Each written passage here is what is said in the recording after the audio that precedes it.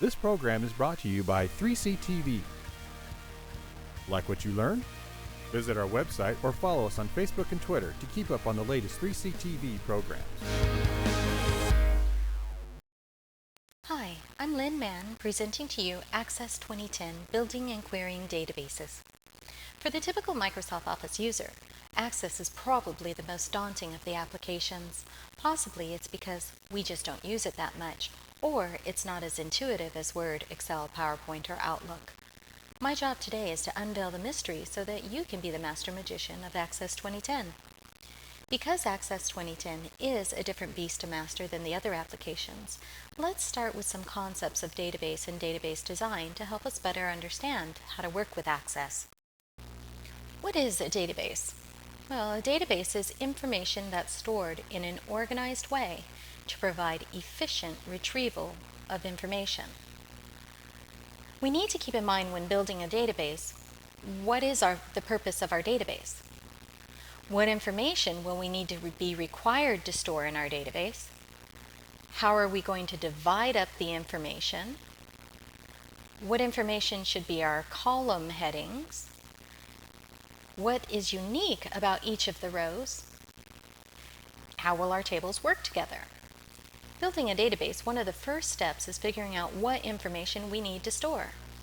Microsoft Access 2010 stores data in tables, and depending on the information, we might need one table or more. Here's a scenario. Let's say we own a store and we want to build a database that will consist of information about our business.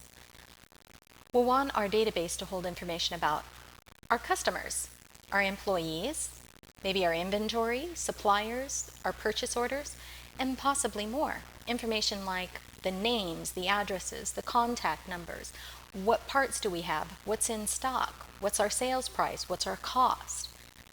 If we design our database smartly, it will be efficient and easily managed.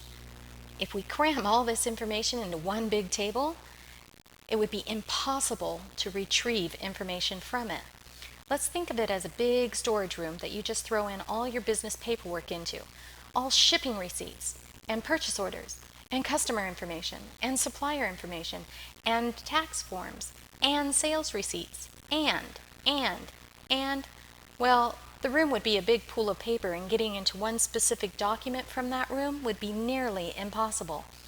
Remember, a database is not only a storage location, but a retrieval mechanism. This can seem overwhelming, but let's take it one step at a time. Looking at the big picture, pretty much how we listed what our information we want in our database will be the foundation of our database. These will be the table. We'll want to analyze what specific information is needed for each table, what information is shared between each table, and how are these connections linked. Database design is the key to making all of this work together nicely. Here's a simple layout of what our database might look like. Mind you, it isn't the end result, just a quick look at the possible tables and fields. Fields, by the way, are the column headings of our table, and the actual data we put in our table, the rows, we call those records.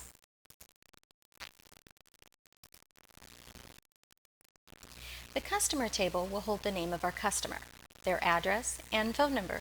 But let's take a little closer look.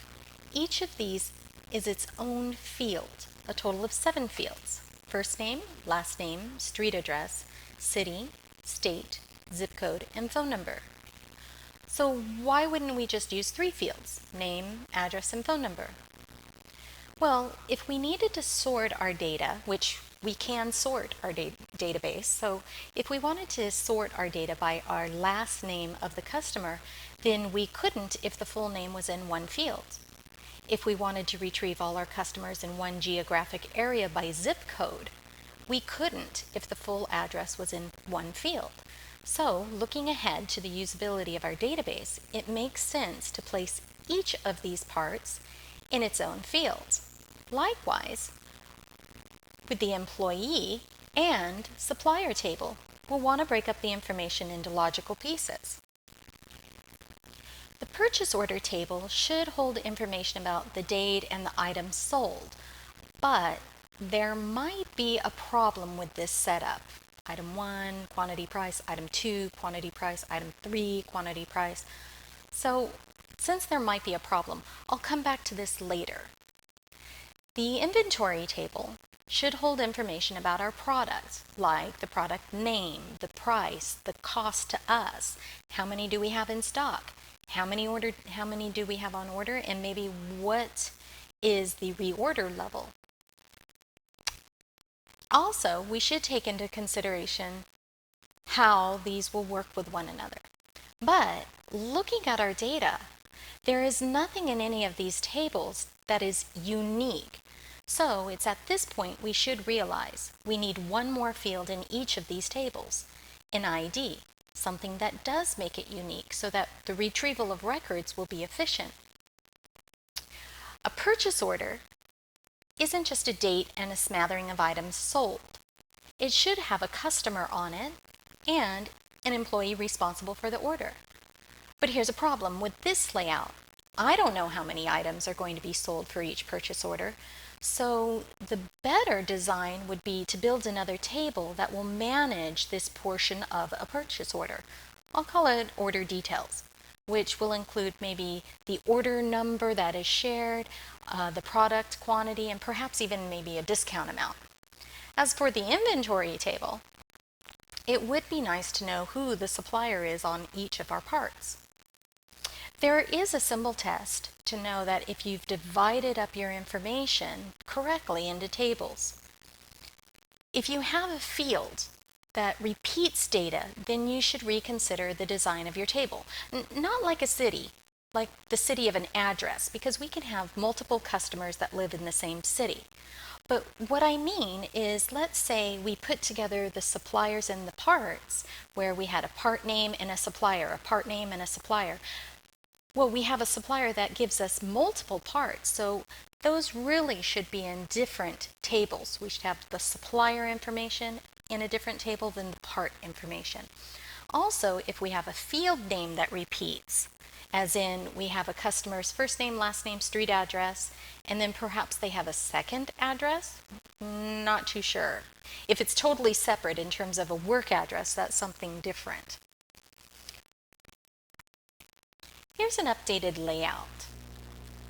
And we can also follow these arrows to see how the tables might work with one another. For example, our customer table, our customer ID, can be linked with the customer ID in the purchase order, but the customer ID is managed in the customer's table. That's our source, and we just point to it from the customer ID in the purchase order. Likewise, the employee ID is managed from the employee's table, but it's used in the purchase order. The order number is original to the purchase order table, but the order details table uses it. Likewise, the product ID in the inventory is our source, and it is used in the order details. And lastly, the supplier ID is original to the supplier table, but it is used in the inventory table. All of these links are called relationships. That's why Access 2010 is a relational database. So let's review. When you design your database, you really should consider what information you are going to store in your database. How are you going to divide up that information into your tables? And how is it linked? So what are the relationships between the tables? The foundation of a database are the tables of the database. So let's build a few tables using Microsoft Access 2010. To open up a blank database, you would just open Access, blank database, and rename your database. By default, it's database with a number of whatever number you're on.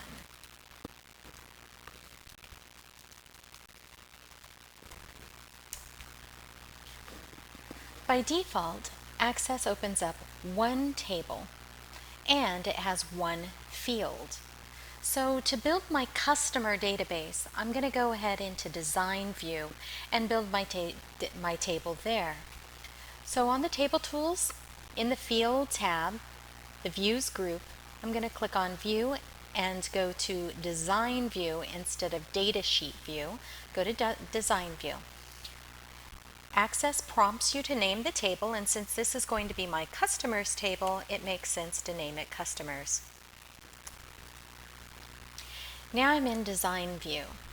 Once again, by default, it gives us one field name called ID, and it happens to be an auto-generated number, and it's a primary key. Well, I could leave it as ID, but if I have a few tables and they each come with a field name ID, it will be hard to distinguish between all of them. So I'm going to rename this as Customer ID. I'm going to leave it as auto-generated number. By default, it will start at 1. And you should always give each of your fields a description. What the description does is anyone using your database besides you can figure out what this field is and a little bit about what this field is. I'll continue putting in each of the fields. So the next field will be first name. And as you notice, I don't put any spaces in between my field name. Access won't allow you spaces. I'm going to go over to the data type, and by default it's a text, which is fine for a first name since it's text, but we do have several options of memo, number, date, currency, so on and so forth. I'm going to go ahead and leave it at date as text, and I'm not going to change any of the field properties. I'm going to go ahead and leave the field size as 255 and leave the rest of them. I would normally give this a description, but for speed, I'm going to go ahead and move down to last name. Again, it is a text, and again I would give it a description, but I'll continue. Street address. Again, it is text. I'm going to leave all the rest of the properties as default. City. Again, and then state. Now the state is text, but I also know that the state is not going to need a field size of 255 characters. By default, it's 255.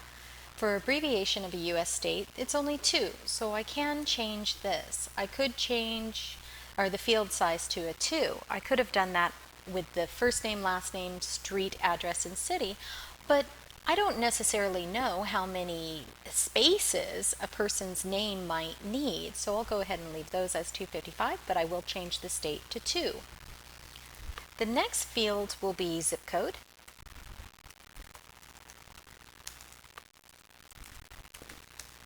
And again, a zip code is not a number, although it looks like a number. It is really text. We wouldn't do any math on it, so let's leave it as text. I also know I just want 5 digits of the zip code. A zip code is a very special field. Access 2010 has something what's called an input mask. So I'm going to go ahead and click on this expand to bring up the dialog box for input mask.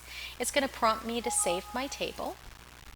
And I have a choice of special formatting. Since this is a zip code, I can click on zip code, and if I was going to use the 5 with the -4 style, I would go ahead and click on finish, but I only want the first 5 digits of the zip code. So I'm going to click on next, and I'm going to change the input mask to just the first part of the input mask, the 5 digits, and I can try it down here in this little area. And that's how it's going to turn out. I'm going to say finish. And you'll see that there's special characters down here. And when we're putting in our data in our table, our records in our table, this input mask won't let it be 6 digits, won't let it be 4 digits. It has to be 5 digits long. Again, normally I'd put in a description, but for speed, let's move on. And phone number. Again, phone number is text. We don't do any math to it, so we'll leave it as text. Field size, I'm going to bring this down to 13 maybe, so it's not so large. And again, there's a special input mask. Again, it prompts me to save the table, and I'm going to say phone number. And I can write down here, I can try it. So I can say 555 555 555 5. And that's how it's going to look. Even though I just put in all fives, it's going to look on my page like a phone number. So I'm going to go ahead and say finish. Now if I wanted, instead of parentheses, I wanted just the 2 hyphens, I can do that. Right here in the input mask, I would change this input mask to, instead of the parentheses, I would say 999 hyphen, get rid of the extra space. There we go. And now my number would look like 2 hyphens.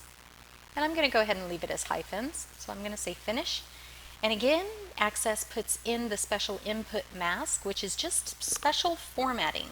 It's going to force us to make it look a certain way. And it's going to force us to put 3 digits, 3 digits, 4 digits. Now before we move on to the datasheet view and actually put in some records into our table, I do want to go back and talk about primary key. This little key right up here is a primary key. And what a primary key is, it's that identifier that will allow Access 2010 to pull a specific record from a database. An example of a primary key, at least in the US, is your Social Security number. No one, that is legally, has that identifier number besides you. Lots of people share your name, but your Social Security is you and only you. Likewise, a driver's license number, a vehicle identification number, license plates, registration numbers, those are all primary keys in some database somewhere. This is exactly why when you're pulled over by a police officer, not that I would know, but okay, I've had that experience a few times. The officer does ask you for your driver's license and registration. Then the officer checks the DMV database to see if you're supposed to be driving and if the car is legally to be driven. So that's what a primary key does. Now I'm going to go ahead and change over to database view. So table tools, under design in the views group, I'm going to click on datasheet view. Again, it prompts me to save my table. And now I'm going to start putting in my customer records. I will never touch this customer ID. Remember, it's auto-generated, so I want Access to take care of that for me. So I am going to click Tab, and now I'm going to start putting in some records. So I'm going to type in the first name of my customer, their last name, and their street address.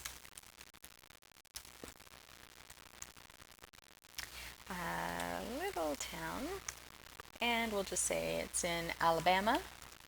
And I'm not too sure what the zip code is, so I'll make up a zip code. And again, phone number, remember it's that special, so we'll just call it, and then when I click Tab, it will go down to my next customer. By default, it will number it for me as soon as I put in my first name. Now that's one way of creating a table.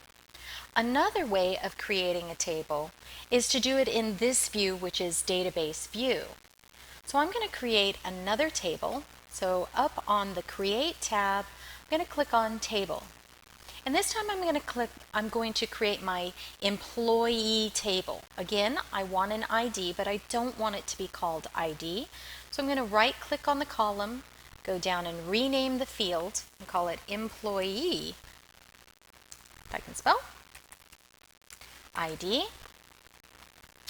And then I'm going to click to add another field. It's going to ask me what kind of field do you want. I want text. So I'll say first name. Again, click on Add Field, Text, Last Name. Click on the field, Text. This is going to be street address. Next will be their city.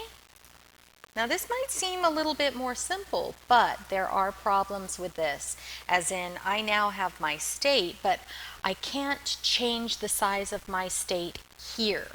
as in we changed the field size. Right now it's 255, but I'm going to leave it there for a moment. I'm going to click Add Fields. I'm going to add the zip code. Again, at this level, I cannot do anything with the input mask, but I can at least get the field built. Again, text is going to be phone number. And perhaps we want date of hire. So this is going to be a date, and it's going to be hire date. All right? If I start putting in data here, this is great, but I do want to change the settings for my state, zip code, phone number, and hire date to make it show a certain way. So first I'm going to go ahead and click on my design view. It's going to prompt me to save my table. I'm going to name it the employees table. Say OK. And now I have my fields already set up, and I only need to change a few of these. Remember, I need my state to be maybe 2 spaces long, my zip code to be 5, and I'm going to change that input mask. Again, it's going to prompt me to save to a zip code. And because I don't need that -4, I'm going to get rid of it. Phone number, again, I'm just going to say it needs a field size of about 13. Input mask is going to be a phone number. I'm going to leave it as the default, so I'm just going to say finish. And the hire date. This input mask, or pardon me, the formatting of this, I want it just a short date. I could say medium date, but I want just a short date. I don't need time, I don't need a long date. I just need a short date in there. So that's under formatting. Now that I have my fields and my data type and my general field properties set, I'm going to go ahead and click on Save My Table. I can go back to my data sheet view, and now I can start putting into my records into my table. First name is Bob, and we'll say his last name is Johnson. Again, we can put in all of these fields, zip code, and phone number. You'll see that it automatically puts that in. Hire date, I get a little calendar here. I can choose a date. We'll say September 10th. And that's it. That's the next. I hit tab, and I can put in my next employee. Of course, I would want to put in their street address, their city and state, but that's how you put in a record. I've built a few more tables to finish up our database. So the first one is suppliers, and you'll see we have a supplier ID, which is our primary key, a unique identifier for each supply company. A contact name, the person who we need to contact at the supply company, their street address, city, state, again I changed it to 2, and zip code, I put the input mask, phone number and fax number as well, did input masks on those. Purchase order, we have an order number, the customer ID, which is going to link up to the customer table, an employee ID, which is going to link up to the customer table, and then an order date, which right now is in this general format of not only date but time as well. It's always nice to know what time somebody put in an order. Order details, we're going to have an order number and product ID. Now together these create the primary key, so no order number will have the same product ID. So you can have like the order number of 2 and a product of 2, but the next time you see this, it's going to be an order number of 2 and a product of maybe 3 or 4 or 20. So the 2 of them is a composite key, and they link up to another table, which in there it's the primary key, so we call it a foreign key. So if this field aligns with another table's primary key, in this table it's a foreign key. Kind of makes sense. The quantity of how many of that item was ordered, and if any discount, and I have it in the format of a %. So I just changed the format to a %. And then our inventory table. We have our product ID, which is our primary key, product name, the supplier ID, which is the foreign key. Again, it's a primary key in another table, so it's called a foreign key here. Quantity on hand, so how much per purchased in a unit. So let's say I order a box of pencils. There are 12 pencils in the box, so I can say quantity per unit is 12. The total price, the cost per unit to the customer, how many are in stock, how many are on order, and what is the trigger level for the order. So that is our overview of our database. So let's review. We created a table in design view, and we set the primary key, some of the field properties, and we gave it some description. We also created a table in data sheet view, but then we had to go back into design view to change those field properties if we wanted to change the size of our text, the field size, or if we wanted to add an input mask or a formatting, we had to go back into design view to do those special tweaks, but we can create a table in datasheet view. Microsoft Access 2010 is a relational database management system, which means we can manage groups of tables and set the relationships between the tables so that they can work with one another and access more information than just in one table. We should analyze our tables to see how these tables relate to one another. That is, what common information do they share? It's that common information that we should create a link, which in database speak would be a relationship. We have different types of relationships. We have a one-to-many, many-to-many, and one-to-one.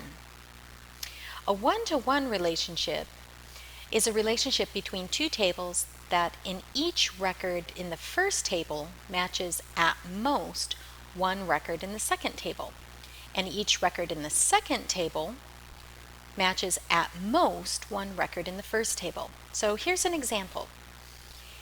In these tables we have a list of females and a list of males, and the relationship between them is married to. So by common standards, you are only allowed to be married to one person. So one female is allowed to be married to one male, or they don't have to be married at all. So Sophia is married to Matthew. Likewise, Matthew is married to Sophia and no one else. Olivia is married to Jacob. Jacob is married to Olivia and no one else. Isabella is not married. That's okay. Likewise, Mason is not married, and that's okay. But at most, if they were married, they could only be married to one person. So one female could be married to one male, and that male has to be married to that female.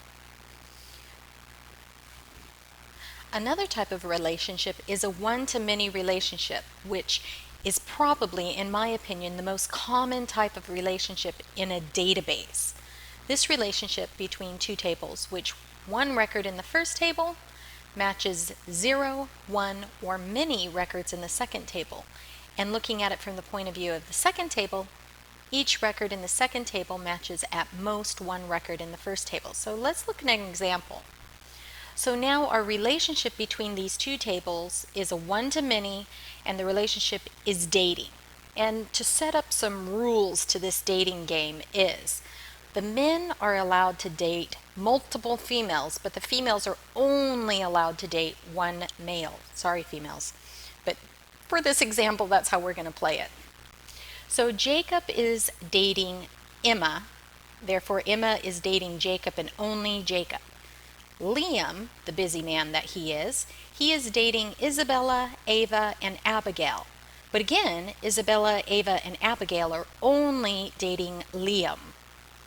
Aiden is dating Olivia and Mia. Again, Olivia and Mia can only date one guy, so it's Aiden is the lucky fellow. Alexander is dating no one, and that's okay. He can date 0, 1, or many girls. The girls, Emily is not dating anyone, so she can date 0 or 1 boy, but that's it. So the last relationship type is a many-to-many, so you can imagine where we're headed with this. So let's take a peek. So let's say our relationship is a many-to-many, which in the dating world, it's just chaos. Let's not even go there. But what this means is that the males can date 1 0, 1, or many females. Likewise, the females can be attached to 0, 1, or many males, a many to many. So Sophia is dating Matthew, Matthew is dating Sophia and Olivia, Liam is dating a whole bunch. Uh, Emily, oh, the busy lass that she is dating Ethan, Noah, Michael, and Alexander. So you can see we can go lots of different places. So I don't want to harp too much on a many-to-many relationship. But in a database view, in database context, we would actually not create a relationship between two tables as a many-to-many. We would have a go-between table. And that table would create two links, one to the female, one to the male, and each of those links would be a one-to-many. So this intermediary table would create a one-to-many male contact and a one-to-many female contact, and that's how we get a many-to-many relationship in a database. So now that we've chatted about the different types of relationships, let's actually apply some. So on the Database Tools tab, in the Relationships group, I'm going to click on Relationships. And right now it doesn't look like much, it's just empty, so I need to show some tables.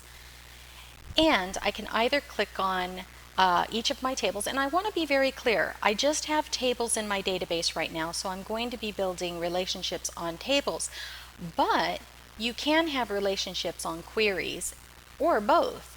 But right now I'm just going to grab all of my tables.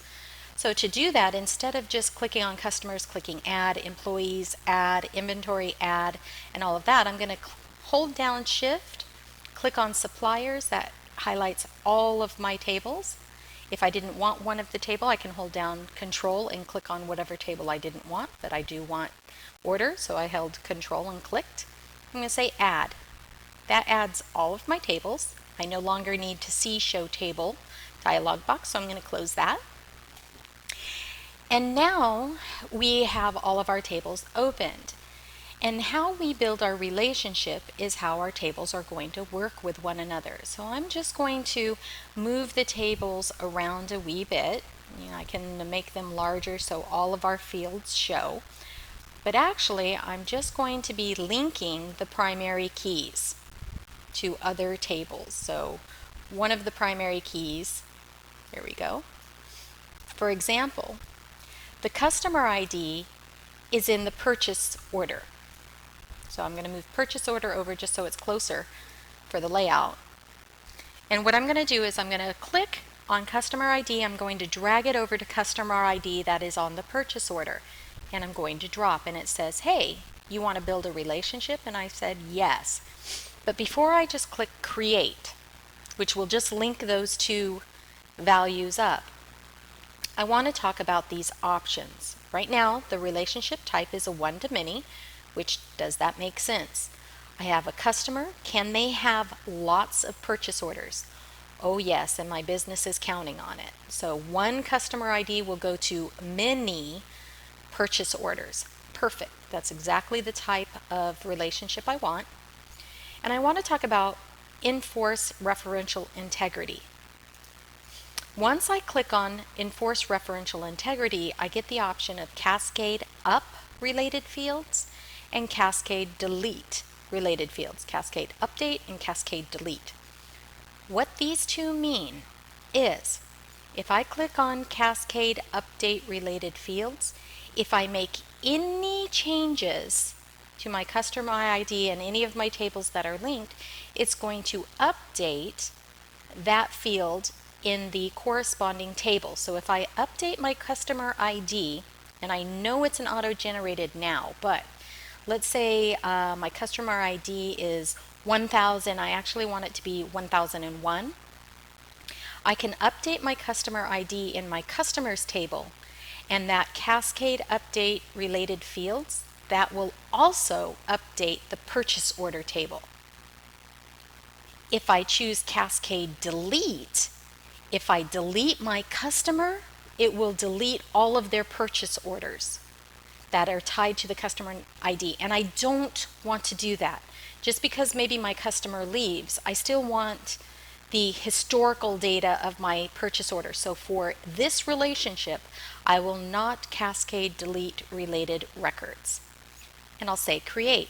And you'll see that there's this nice line, one to many. The infinity sign means many. And I've created that relationship. Let's create another one. So the employee ID will also, I'm just clicking and dragging to the purchase order and dropping, will also go to the purchase order. Again, for each of my purchase orders, or can each employee make lots of purchase orders? Again, I hope so. So it's going to be a one-to-many. I'm going to reinforce the update, not the delete. Just because I delete the employee, I don't want the purchase orders to be deleted. And I'm going to say create. Again, makes this connection. My order number from my purchase order is going to be the same order number in my order detail. Okay? It's going to be one-to-many because I can have lots of order details per order. I'm going to enforce the referential integrity. I'm going to update, and I'm going to delete. What this means is if I delete that purchase order, I want to delete all the order details as well. That makes sense to delete those. If I update my order number, then I need my order detail to update.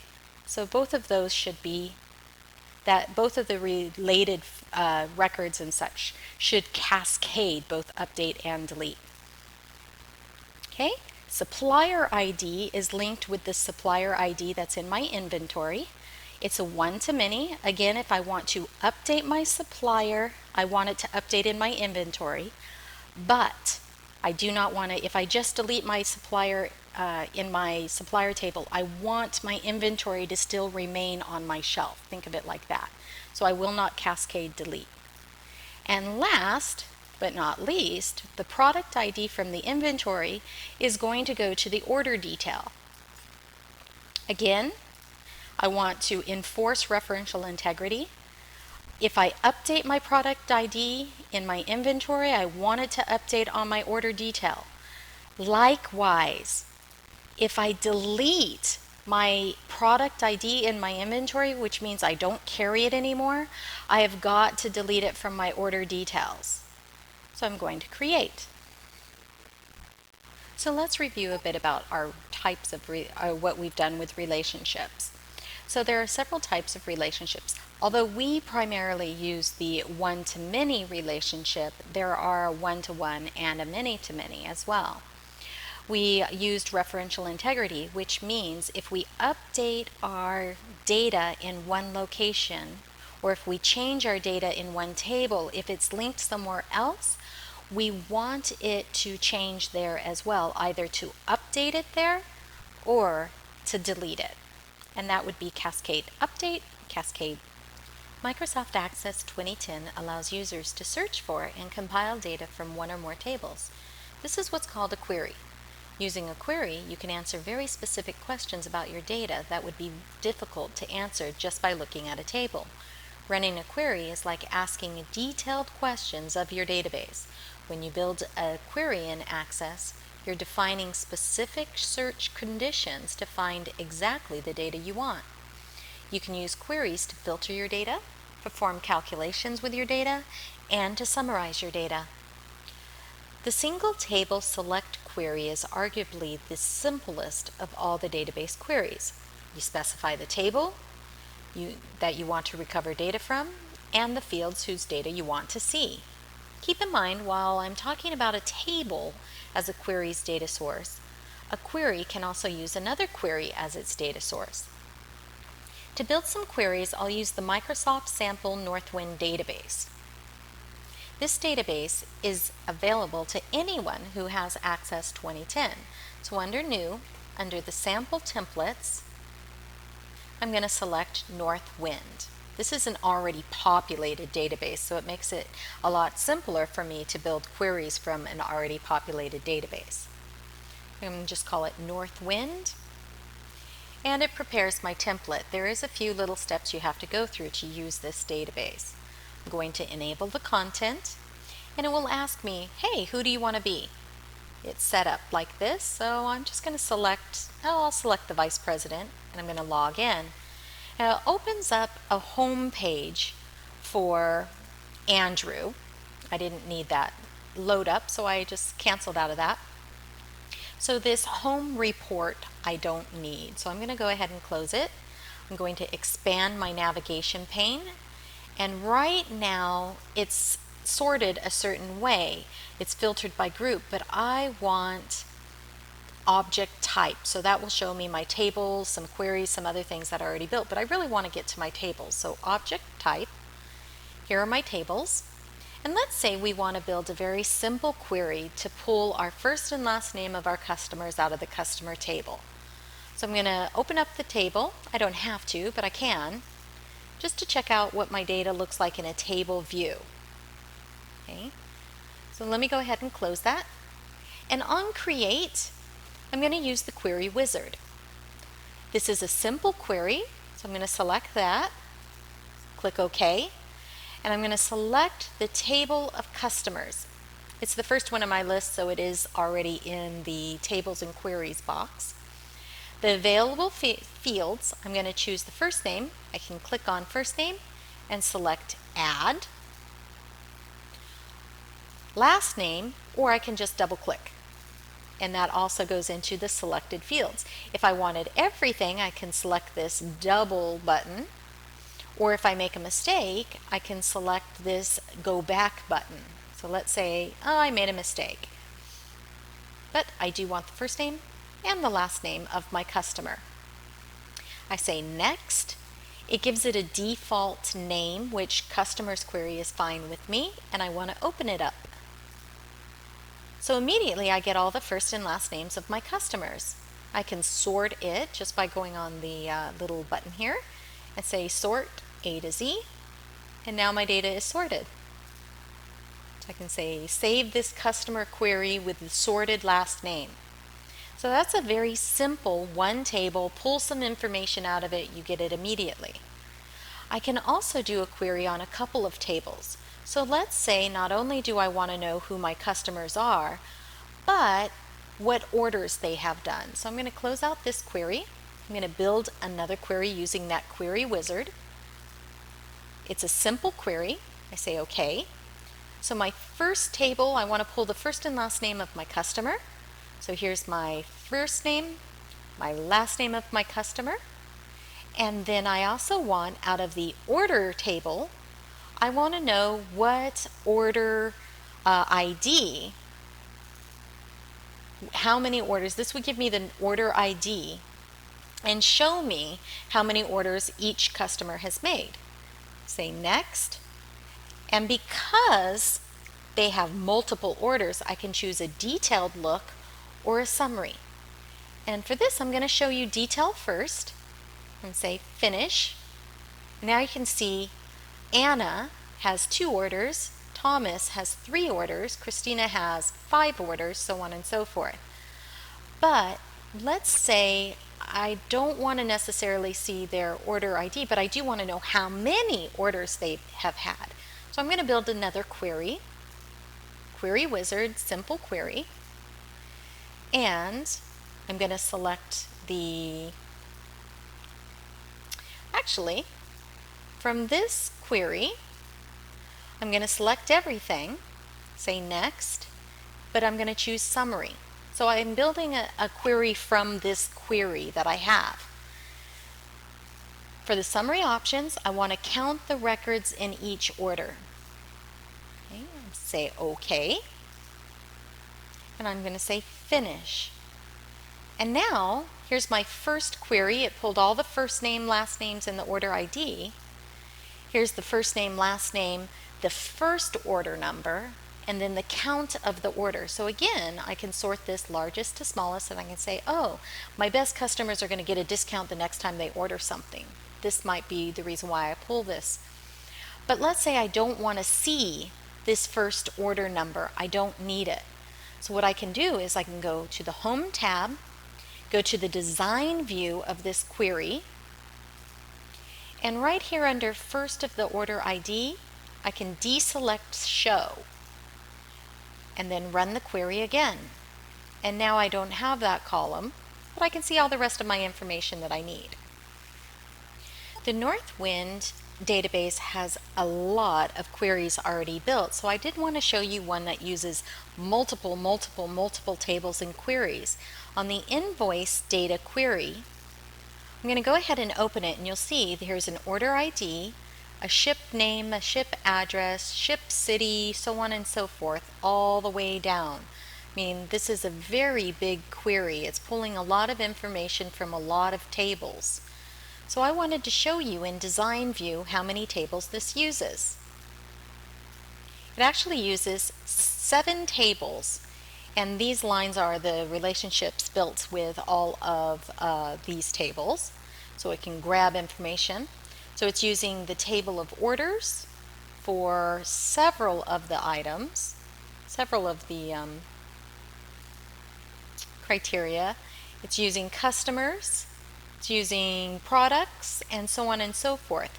So by number 1, using the relationships, using several different tables, multiple tables, this is still a very simple query using lots of tables, but asking for very explicit information.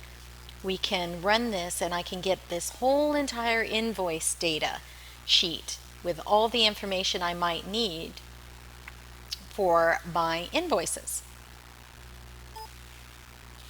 Now the simple queries just pull the information out, but we also have the ability to ask for explicit information using comparison operators and logical operators.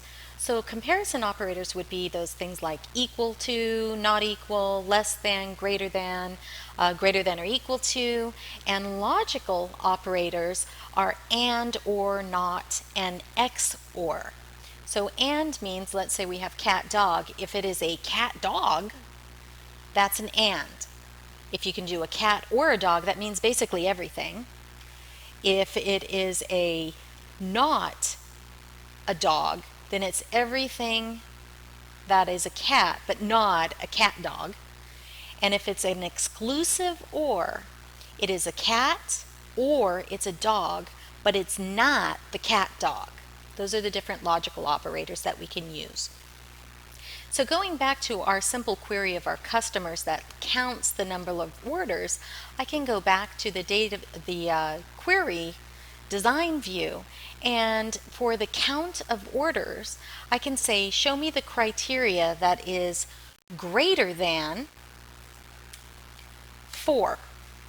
So just show me all of my customers that have more than 4 orders. And if I run this, I can see I have 3 people that have over 4 orders.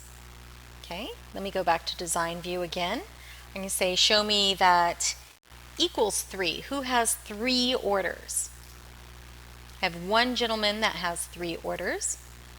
I can say show me all the orders except that has 4 orders. I can run it. So it's showing me everything but the person who has 4 orders. I can also do this with the first name, last name, show me all of the Annas, show me all of the Georges. Here's an or. So I can say give me all of the 2, so equal to 2, or give me equal to 4. And now I can run it and I have all my 2 and 4 counts, but nothing else. That's using the logical operators and the comparison operators. So if I was trying to find a customer from a specific city, I can look for a specific city, a specific zip code. There's a lot of criteria that I can use here. Here's an example of an and. Let's say I want the count of orders to be 4, but I also want the first name to equal John. So text is always in double quotes. I'm going to run the query. I might not have any Johns that have 4 orders. In fact, I don't.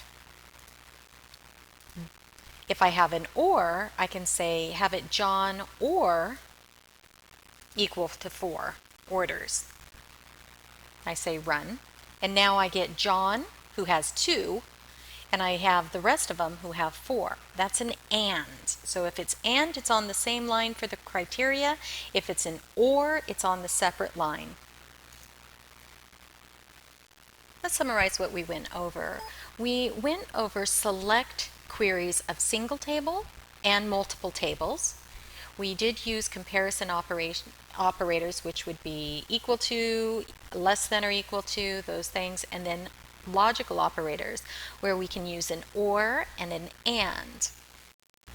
Microsoft Access 2010 allows us to use queries to group data for summarizing the aggregate values. We have an option to add values, find the average, max, min, standard deviation, and more. Let's say we want to build a query that will find all of our purchases and add up the quantity, but I want to group it by the product ID. So I don't want plum 75 and then find another plum in 730. I want it to group it by each of the products, add up all the quantity, but I only want for the purchased types. So I wanted to show you the inventory transaction type purchased is 1. So I'm going to build a query. So under query design, I'm going to use the inventory transaction table to build my query. So under queries, query design, I'm going to use the inventory transaction table. Let's expand it. That's all I need. So I'm going to say I want my product ID, my quantity, and my transaction ID. Pardon me, not transaction ID. I'm going to delete this by right-clicking and cutting that. I want the transaction type because I want the type to be purchased. So right now, if I ran this query, you see there's nothing aggregated or summarized. I just have all of my product IDs and my quantities and my purchase and sold and on hold and all of that. So back to design view, I want to add a total. So right up here, I want to total, and I get this new total field. Right now, it's group by, group by, group by, but I want it grouped by the product ID. So I'm going to leave that there. The quantity, I want the sum of all the quantity sold per product. So instead of group by the quantity, I want to sum my quantity. And the transaction type, I want it where it equals a 1. Remember, the transaction type of 1 will be purchased. And I'm going to say run. And I don't need to see this transaction type. In fact, it won't let me. If I try to run it, it's going to say, no, you can't show a where in the total row. So I'm going to deselect the show. I'm going to run my query. And now I have all the product IDs with the sum of all that I've sold and, or pardon me, purchased. If I wanted a different transaction, so I have the choice of sold. What if all of my sold? So again, I'm going to go back to my query, and on my design, let's say it's sold, so 2. And I can run my query. Now I know all the quantity of all my items that I have sold, not purchased, but sold. I want to show you one more query that I have a purchase order details table, and you'll see that I have product, a purchase order, quantity, unit cost. I want to know how much of these items have folks purchased. So what I can do is build another query. So going to the Create tab, Query Design, and for my table, I'm going to go ahead and use Purchase Order Details. I want to know, close out my Show Tables, for my product ID for all of my purchase orders, my product ID, what quantity, how many have I sold on all of my purchase orders? So again, I'm going to show totals. I'm going to group by my product ID, and I'm going to sum my quantity. And I can say, okay, run. And now I can see my sum of my chai that I've sold is 81, the syrup is 150, so on and so forth. But I can also go back and say unit cost, and instead do sum, and now I can run my query again, and I can see my total amount of what I sold things for. And if I don't need the sum quantity, I can always go back to my design view and remove this column just by right-clicking and saying cut that. And I go back to my query and I can see, oh, for each of my products, the sum of what I've sold. I can also sort this from high to low. And I see that coffee is the biggest seller that I have. We can also use this data to return the top values or the bottom values in this list. So I'm back in Design View, and in the Query Setup on the Design tab in Query Setup next to Return, instead of Return All Values, I can say give me the top 5% of values. And I run the query again, and I can see my top sum values are the chai and the syrup. And it could be because that's the number of units that I have sold. And we can also do give me the top 25%. And I can run, and here are my top 25% of products that I have sold. Let me go back to my query 1 and run my query 1. You see that I have the sum of quantity of what is purchased. And again, I can go back to my design view, and instead of returning all values, I can say return the top 25%, or even I can say the top 5 values, and I run my data, and now I can see what my top 5 sellers are. That would be top 5. If I wanted the top, then what I would need to go is, instead of return 5, I'd say return all of them, but instead of sum, find me the max or the min of which one was the highest one. Let's say max, and I want purchase, so I'm going to change the where to purchased. I'm going to run. What this did was brought me back the number, the max quantity of what I sold per product ID. If I wanted the top from there, I'd just say give me the top 25 of the max amounts. And now I have my top 25%. So to summarize what we've done, we were able to group data by a specific product ID, or we could even do it by maybe a seller's name or a supplier's name. We can also aggregate our data by doing a sum, a min, a max, and then we can take the top percentage or the top 5 values, 25 values. I hope you liked this video on Access 2010.